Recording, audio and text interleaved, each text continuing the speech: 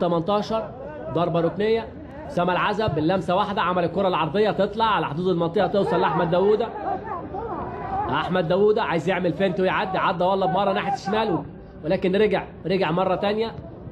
كتره تغلب المهاره يا احمد. ادي الكره العرضيه مره ثانيه منتهى الخطوره،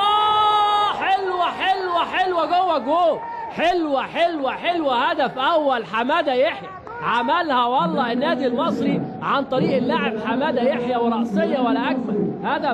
هدف للنادي المصري برأسيه اللاعب حماده يحيى تعلن عن اولى الاهداف للنادي المصري، والهدف الرابع للاعب حماده يحيى في مسابقه الدوري الممتاز. كان جايب قبل كده 3 اهداف، يوصل للهدف رقم 4. ادي الكوره وادي الرأسيه ويطلع كده من مرماه احمد سعد. ما كانش طبعا عنده رد الفعل في الكوره اللي فاتت. ادي العرضيه وادي على طول الرأسيه على طول تدخل شباك حارس المرمى احمد سعد. وادي فرحه اللاعب حماده يحيى بهدف التقدم للنادي المصري. قلت لحضراتكم وادي الثقه والثبات على وجه كابتن طارق يحيى المدير الفني للنادي المصري.